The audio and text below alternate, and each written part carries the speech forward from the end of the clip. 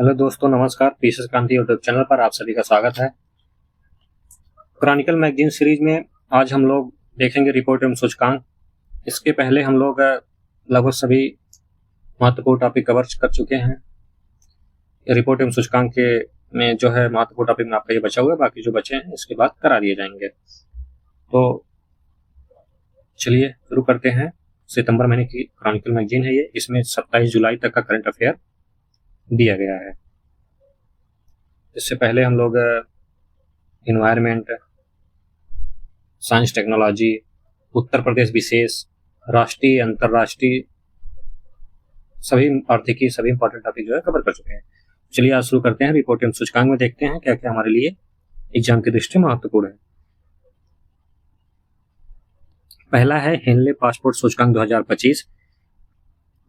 Henley passport पुरस्कार सूचकांक क्या है? ये सूचकांक जो है पीसीएस में या और अदर एग्जाम में भी डायरेक्ट सूचकांक पूछता है कि भारत की रैंकिंग क्या है, या पहले स्थान पर कौन सा देश है हेनले पासपोर्ट सूचकांक में, जारी कौन करता है, इस प्रकार से प्रश्न पूछ लेता है। चलिए शुरू करते हैं। 22 जुलाई 2025 को लंदन, यूनाइटेड किंगडम, यूके स्थित हेनले पार्टनर्स द्वारा हेनले पासपोर्ट इंडेक्स 2025 का नवीनतम संस्करण जारी किया गया। यह सूचकांक अंतर्राष्ट्रीय वायु परिवहन संघ के आंकड़ों के द्वारा आधार पर वैश्विक स्तर पर देशों के पासपोर्ट की शक्ति को इस आधार पर मापता है कि उनके नागरिक कितने देशों में वीजा मुक्त या वीजा ऑन अराइवल सुविधा के साथ यात्रा कर सकते हैं। देखते हैं प्रमुख शीर्ष स्थान पर कौन है। तो शीर्ष स्थान पर सिंगापुर 195 देशों में यात्रा कर सकते हैं। कितने में से? 227 में से वीजा मुक्त पहुंच के साथ सबसे शक्तिशाली जो है पासपोर्ट बना है। अन्य शीर्ष देश कौन कौन से हैं? जापान और दक्षिण कोरिया 190 गंतव्यों के साथ दूसरे स्थान पर है। 7 यूरोपीय संघ है। कौन कौन से? Denmark, Finland, France, Germany, Ireland और इटली और स्पेन। ये 189 गंतव्य मतलब देशों तक इनके जो है वीजा फ्री है। तो इनका जो है तीसरा स्थान है। तीसरे स्थान पर कई देश हैं। तो पहले स्थान पर पूछ सकता है, दूसरे स्थान पर पूछ सकता है, और भारत की रैंकिंग पूछ सकता है। तो आगे देखते हैं भारत का प्रदर्शन कैसा है। भारत का प्रदर्शन, भारत 8 पायदान ऊपर चढ़कर 77वें स्थान पर पहुंच गया। पिछले साल कितने था? 50वें स्थान पर था। भारत पासपोर्ट धारकों के लिए वीजा मुक्त प्रवेश वाले देशों की संख्या कितनी हो गई है? 59 हो गई है। तो याद रखिएगा, भारत पासपोर्ट हेनले पासपोर्ट सूचकांक में कौन से स्थान पर है? 77वें स्थान पर है। पिछले साल कौन से स्थान पे था? 2024 में तो वो था 50वें स्थान पर, 85 पे था, अभी 77 पे है। शीर्ष स्थान पर सिंगापुर है। ठीक है, याद रखिएगा, यहीं से प्रश्न बनते हैं, सीधे सीधे प्रश्न बनते हैं। हेनले पासपोर्ट सूचकांक जारी कौन करता है? हेनले पार्टनर द्वारा हेनले पासपोर्ट इंडेक्स जारी किया जाता है। किन आंकड़ों के आधार पर? अंतर्राष्ट्रीय वायु परिवहन संघ है। तो देखते हैं अंतर्राष्ट्रीय वायु परिवहन संघ क्या है। इंटरनेशनल एयर ट्रांसपोर्ट एसोसिएशन, इसका पूर्ण नाम इंटरनेशनल एयर ट्रैफिक एसोसिएशन था। इसकी स्थापना 1945 में हुई थी हवाना, क्यूबा में। शिकागो कन्वेंशन 1944 के तहत। मुख्यालय इसका कहाँ है? मॉन्ट्रियल में, जो कि कनाडा में है। कहाँ पे है? मॉन्ट्रियल में, कनाडा में। कार्यकारी कार्यालय जिनेवा, स्विट्जरलैंड में है। सदस्यता कितने देशों की है? 120 प्लस देश, 300 प्लस एयरलाइंस हैं। विश्व की लगभग 83% यातायात को नियंत्रित करता है। ठीक, तो स्टेटमेंट वाइज अगर प्रश्न पूछेगा तो इसमें पूछ सकता है कि हेनले पासपोर्ट सूचकांक जारी कौन करता है? पहला स्टेटमेंट। दूसरा मतलब अंतर्राष्ट्रीय वायु परिवहन संघ जारी करता है। ये स्टेटमेंट हो गया। पहले दूसरा हो गया भारत की रैंकिंग इसमें 75वीं है, और है कितनी? 77। तो ऐसे ही जो है आपको कंफ्यूज करते हैं अंक चेंज करके अगर स्टेटमेंट वाइज प्रश्न पूछते हैं। तो याद रखिएगा, और बेसिक से पूछ सकता है कि अंतर्राष्ट्रीय वायु परिवहन संघ की स्थापना कब हुई थी। ठीक, याद रखिए 1945 में। चलिए देखते हैं अगला। पूर्वोत्तर क्षेत्र जिला सतत विकास लक्ष्य सूचकांक 23-24 सतत विकास लक्ष्य मतलब एसडीजी। एसडीजी क्या है अभी देखेंगे आगे। एसडीजी और 7 जुलाई को नीति आयोग और पूर्वोत्तर क्षेत्र विकास मंत्रालय ने संयुक्त राष्ट्र विकास कार्यक्रम यूएनडीपी के सहयोग से, किसके सहयोग से? यूएनडीपी के सहयोग से पूर्वोत्तर क्षेत्र जिला सतत विकास लक्ष्य सूचकांक का दूसरा संस्करण जारी किया है। प्रमुख निष्कर्ष इसके क्या क्या निकले हैं। शामिल जिले कौन कौन से, 8 पूर्वोत्तर राज्यों के 131 में से 121 जिले, कितने जिले, 121 जिलों को शामिल किया गया। अगस्त 2021 में जारी पहले संस्करण में 120 में से 103 जिले को शामिल किया गया था। अभी कितना किया गया है, 121 जिलों को शामिल किया गया है। उसमें देखते हैं सुधार कितना है। प्रदर्शन में सुधार, इस संस्करण में पूर्वोत्तर क्षेत्र में 103 जिलों में 85% अग्रणी श्रेणी में, कितने जिले, 103 जिले, कितने में से, 121 में से। और पहले संस्करण 2021-22 के दौरान केवल 62% जिले ही अग्रणी श्रेणी में थे। ठीक, जब पहला संस्करण आया था तो कितने थे, 62% थे। अभी जब दूसरा संस्करण आया है, ठीक, तो कितने हैं, 85% जिले जो है अग्रणी श्रेणी में हैं। चलिए आगे देखते हैं कौन कौन से जिले हैं अग्रणी श्रेणी में। शीर्ष जिला कौन सा है, मिजोरम का हनाहथियाल जिला। कौन सा जिला, हनाहथियाल जिला, कितने, 81.43 अंक, जो कि शीर्ष पे है। अगर पूछ ले कि प्रदर्शन सूचकांक में जो है, किस सूचकांक में, पूर्वोत्तर क्षेत्र जिला सतत विकास सूचकांक में अगर पूछ ले तो शीर्ष जिला कौन सा है, मिजोरम का हनाहथियाल जिला। निम्नतम जिले कौन से है, अरुणाचल प्रदेश का लोंगडिंग जिला 79.8 अंक के साथ। शीर्ष प्रदर्शन करने वाला राज्य कौन कौन से हैं, मिजोरम है, सिक्किम है, त्रिपुरा के सभी जिलों को अग्रणी श्रेणी में रखा गया। कौन कौन से, मिजोरम, सिक्किम और त्रिपुरा जिला। चलते हैं नीति आयोग भी देख लीजिए, इसी में प्रश्न, नीति आयोग से प्रश्न कहीं से किसी न किसी एग्जाम में आपको मिल ही जाते हैं। नीति आयोग का पूरा नाम क्या है, national institution for transforming India. इसकी स्थापना कब हुई थी, 1 जनवरी 2015, जब बीजेपी की सरकार बनी, नरेंद्र मोदी प्रधानमंत्री बने, तो योजना आयोग का नाम जो है पहले क्या था, योजना आयोग के स्थान पर क्या कर दिए, नीति आयोग। इसका क्या है, प्रकृति क्या है, भारत सरकार का थिंक टैंक। क्या है, थिंक टैंक, नीतिगत शोध संस्था है। यह ना तो संवैधानिक निकाय है और ना ही वैधानिक निकाय है। अध्यक्ष भारत के प्रधानमंत्री हैं, वर्तमान में नरेंद्र मोदी हैं। उपाध्यक्ष प्रधानमंत्री द्वारा नियुक्त वर्तमान में सुमन बेरी हैं। उपाध्यक्ष कौन है, सुमन बेरी है, और अध्यक्ष नरेंद्र मोदी हैं। ये फैक्ट पूछ लेता है, खास करके वनडे एग्जाम में, पहले पीछे भी आता था, कभी कभी अभी भी कभी कभी स्टेटमेंट में पूछ लेता है।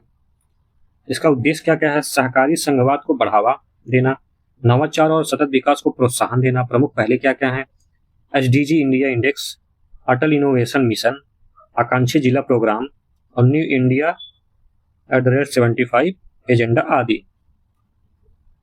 चलिए देखते हैं अगला, frontier 2025 the weight of times report. ठीक, देखते हैं ये क्या है। 10 जुलाई 2025 को संयुक्त राष्ट्र पर्यावरण कार्यक्रम यूएनईपी ने अपनी frontier 2025 the weight of time report का 7वां संस्करण जारी किया। ठीक, याद रखिएगा 7वां संस्करण जारी किया है। कौन, frontier 2025 the weight of time report. इसके मुख्य निष्कर्ष क्या है, क्रायोस्फीयर हिमांक मंडल में सूक्ष्म जीवों का पुनः सक्रिय होना। कैसे, जलवायु गर्म होने से निष्क्रिय अवस्था में पड़े सूक्ष्म जीव पुनः सक्रिय हो सकते हैं। बर्फीले वातावरण में जीवित रहने वाले सूक्ष्म जीवों को साइक्रोफाइल्स कहा जाता है। क्या कहा जाता है, साइक्रोफाइल्स। ये यूपीएससी का जो है शब्दावली आपसे पूछ सकती है कि साइक्रोफाइल्स किसे कहा जाता है। तो सूक्ष्म जीवों को, कौन से सूक्ष्म जीव, जो बर्फीले वातावरण में जीवित रहते हैं। बाढ़ की घटनाओं से पहले से मौजूद प्रदूषक को पुनः फैलना। बाढ़ के दौरान दीर्घकालिक प्रदूषक जैसे भारी धातु, कार्बनिक यौगिक जल व तलछट पर पुनः सक्रिय होकर जैव संचयन द्वारा जीवों में जमा हो सकते हैं, जिससे खाद्य श्रृंखला में जैव आवर्धन की स्थिति उत्पन्न होती है। ठीक, चलिए देखते हैं इसके आगे यूएनईपी क्या है। ये भी बेसिक में आपसे प्रश्न बनता है, चाहे इन्वायरमेंट से पूछे। इन्वायरमेंट के पहले सेक्शन में यूएनईपी से प्रश्न बनता है। ठीक, तो यहाँ बेसिक भी आपका क्लियर करते चलते हैं क्या क्या है इसमें, जितना दिया उतना करते हैं, बाकी जब इन्वायरमेंट आपको पढ़ाई जाएगी तो आपको जो है उसमें क्लियर किया जाएगा। यूएनईपी संयुक्त राष्ट्र की एक विशेष एजेंसी है। किसकी एजेंसी है, संयुक्त राष्ट्र की, जो वैश्विक पर्यावरणीय मामलों का समन्वय करती है। पूरा नाम क्या है, यूनाइटेड नेशन एनवायरनमेंट प्रोग्राम। इसकी स्थापना कब हुई थी? 5 जून 1972 को स्टॉकहोम सम्मेलन के बाद। मुख्यालय कहाँ है? नैरोबी। नैरोबी कहाँ है? केन्या में। ठीक। मुख्य उद्देश्य क्या है? पर्यावरण संरक्षण, जलवायु परिवर्तन से निपटाना, सतत विकास को बढ़ावा देना। प्रमुख प्रकाशन क्या है? Emission gap report. कौन कौन सा प्रकाशन करती है? एमिशन गैप रिपोर्ट करती है, adaptation gap report, global environment outlook, frontier, जो अभी आप लोग पीछे लिखे हैं, invents into healthy planet report. प्रमुख अभियान क्या है? Wheat pollution, UN 75। विश्व पर्यावरण दिवस कब? 5 जून को मनाया जाता है। Wild for life, wild for life. विश्व पर्यावरण दिवस कब मनाया जाता है? विश्व पर्यावरण दिवस 5 जून को मनाया जाता है। UNEP की स्थापना कब हुई थी? 5 जून 1972 को। कहाँ? स्टॉकहोम सम्मेलन के बाद हुई थी। मुख्यालय कहाँ है? नैरोबी में है। नैरोबी कहाँ है? केन्या। ठीक, चलिए देखते हैं इसके आगे। आधार अनियमितता पर लोक लेखा समिति की रिपोर्ट। लोक लेखा समिति, इसका विस्तार देखते हैं। पहले इसका देख लेते हैं क्या रिपोर्ट है। हाल ही में संसद की लोक लेखा समिति पब्लिक अकाउंट कम्युनिटी ने भारतीय विशिष्ट पहचान प्राधिकरण के कामकाज की समीक्षा की मांग की है। यह समीक्षा 2021 की UIDAI पर CAG रिपोर्ट पर आधारित है। UIDAI क्या है? जो हमारा आधार कार्ड है, इसी के तहत जो है ये बनाया जाता है आधार कार्ड, और इसी तरह इसकी देख रेख होती है। ठीक, PSC ने, जो पब्लिक अकाउंट कम्युनिटी है, ने बायोमेट्रिक सत्यापन विफलताओं के कारण कल्याणकारी योजनाओं से गलत तरीके से लोगों से बाहर होने का डेटा सुरक्षा उल्लंघन पर गंभीर चिंताएं जताई हैं। देखते हैं क्या है लोक लेखा समिति। इसकी स्थापना कब हुई थी? लोक लेखा समिति की 1921 में भारत सरकार अधिनियम 1919 के तहत। यह एक अस्थायी संसदीय समिति है जिसे हर वर्ष पुनर्गठित किया जाता है। यह संसद की 3 वित्तीय समितियों में से एक है। कौन कौन सी 3 वित्तीय समिति? एक तो लोक लेखा समिति हो गई, दूसरी हो गई प्राक्कलन समिति हो गई, तीसरी हो गई सार्वजनिक उपक्रम समिति। इसके सदस्य कितने होते हैं? 22 सदस्य होते हैं लोकसभा से। टोटल 22 सदस्य होते हैं। 15 सदस्य होते हैं लोकसभा से, 7 सदस्य होते हैं राज्यसभा से। इसका अध्यक्ष कौन होता है? परंपरागत रूप से विपक्षी दल से नियुक्त लोकसभा अध्यक्ष द्वारा। वर्तमान में कौन है? KC वेणुगोपाल है। प्रमुख कार्य क्या है? भारत सरकार के नियंत्रक और महालेखक परीक्षक की रिपोर्ट की जांच करना है। ठीक, इसकी जांच करना है लोक लेखा नियंत्रक और महालेखक परीक्षक व्यय की। संसद द्वारा स्वीकृत व्यय की जांच, क्या धनराशि का उपयोग सही उद्देश्य के लिए या कानून के अनुरूप हुआ है या नहीं। सरकारी अनुदान प्राप्त संस्थाओं और उपक्रमों की लोक लेखा करना। सीमाएं क्या है इसकी? केवल जांच की सिफारिश कर सकता है, इस पर कोई कार्रवाई नहीं कर सकता है। ठीक है, तो जो समिति है ये कोई कार्रवाई नहीं कर सकता है, केवल जांच कर सकता है। इसमें क्या याद रखना है? ये आपकी पॉलिटी में प्रश्न पूछता है, पीछे में पूछता है, आरओ में पूछता है, और अदर एग्जाम BO के होने वाले हैं, GS प्रवक्ता के होने वाले हैं। GS वाले पार्ट में यहाँ से प्रश्न बनना तय है। क्या पूछेगा? लोक लेखा समिति में कितने सदस्य होते हैं, ये भी पूछ सकता है। कितने सदस्य? 22। और ये भी पूछ सकता है लोकसभा से कितने नॉमिनेट होते हैं और राज्यसभा से कितने होते हैं। ठीक, उस स्टेटमेंट में भी दे सकता है कि लोकसभा से 10 सदस्य और राज्यसभा से 15 सदस्य। ठीक है, इस प्रकार से भी पूछ सकता है। और इसके अध्यक्ष कौन होता है, आप लोग याद रखिएगा। जांच किसी करता है तो कई की रख करता है। चलिए देखते हैं आगे कि क्या है। भारतीय विशिष्ट पहचान प्राधिकरण UIDAI, द यूनिक, पूरा नाम क्या है? The unique identification authority of India. इसकी स्थापना कब हुई थी? 8 जनवरी 2009 को योजना आयोग के अंतर्गत किया गया था। कानूनी दर्जा क्या? आधार अधिनियम 2016 के तहत वैधानिक प्राधिकरण। इसकी जो है कानूनी कब बना था? 2016 में।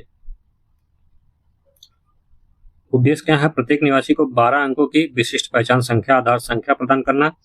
यह इलेक्ट्रॉनिक एवं सूचना प्रौद्योगिकी मंत्रालय द्वारा संचालित की जाती है। इसके द्वारा इलेक्ट्रॉनिक एवं सूचना प्रौद्योगिकी मंत्रालय भारत सरकार के अधिकार करता है। मुख्यालय कहाँ है? नई दिल्ली में है। तो इसमें याद रखिएगा कि इसकी स्थापना कब हुई थी। ठीक, पहला चीज 2009 28 जनवरी को। और इसमें किस मंत्रालय के तहत ये कार्य करता है? तो इलेक्ट्रॉनिक एवं सूचना प्रौद्योगिकी मंत्रालय, मुख्यालय नई दिल्ली में है। यहाँ से इतने प्रश्न बन सकते हैं। चलिए देखते हैं आगे।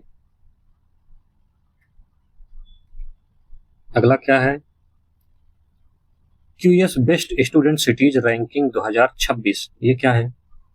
बेस्ट सिटी की रैंकिंग जो है निकलता है, कौन निकलता है देखते हैं। 15 जुलाई 2025 को लंदन स्थित वैश्विक उच्च शिक्षा विश्लेषक संस्था क्वेलेरी साइंस, कौन है क्वेलेरी साइंस, द्वारा QS best student cities 2026 ranking का नवीन संस्करण प्रकाशित किया गया। यह संस्करण अंतरराष्ट्रीय एवं घरेलू छात्रों को ऐसे शहरों के चयन में मार्गदर्शन प्रदान करती है जो गुणवत्तापूर्ण शिक्षा, बेहतर कैरियर संभावनाएं तथा उच्च जीवन गुणवत्ता उपलब्ध कराते हैं।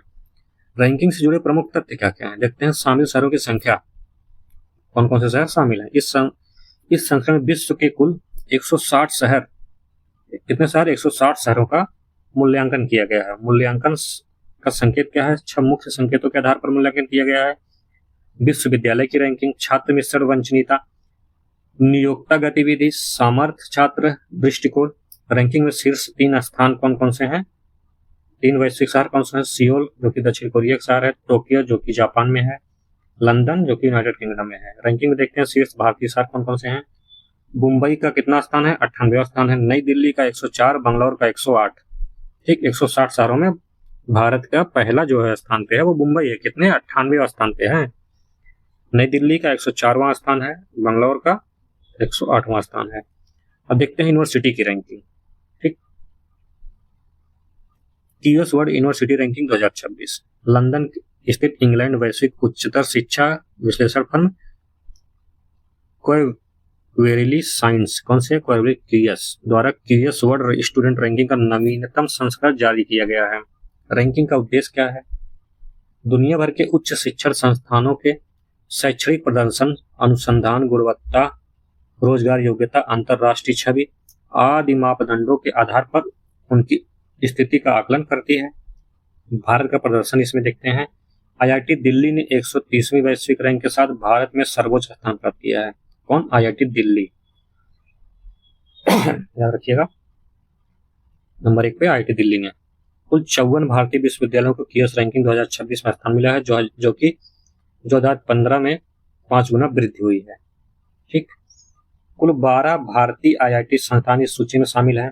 वैश्विक शीर्ष 3 विश्वविद्यालय MIT Massachusetts institute of technology USA की है, कितने 14वें वर्ष प्रथम स्थान पर है। एमआईटी है, उसका नाम मैसाचुसेट्स, क्या है, मैसाचुसेट्स इंस्टीट्यूट ऑफ टेक्नोलॉजी।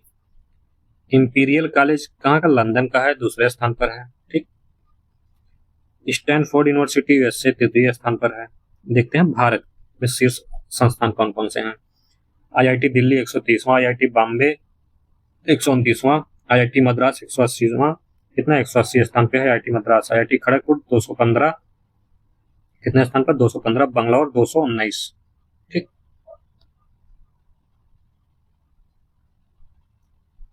दो 215 स्थान किसका है, खड़गपुर का। तो आज के लिए इतना ही, मिलते हैं आप लोगों से अगले क्लास में। तब तक आज हम लोग जो है ये रिपोर्ट एंड सूचकांक कंप्लीट कर लिए हैं। अगली क्लास आपकी जल्द ही लेके आएंगे योजनाओं की, कौन कौन सी योजनाएं जो है अभी लागू हुई हैं। तो आज के लिए इतना ही। चैनल को सब्सक्राइब करिए, शेयर करिए, लाइक करिए और कमेंट में अपने सजेशन भी बता सकते हैं और जुड़े रहिए पीसीएस क्रांति के साथ। धन्यवाद।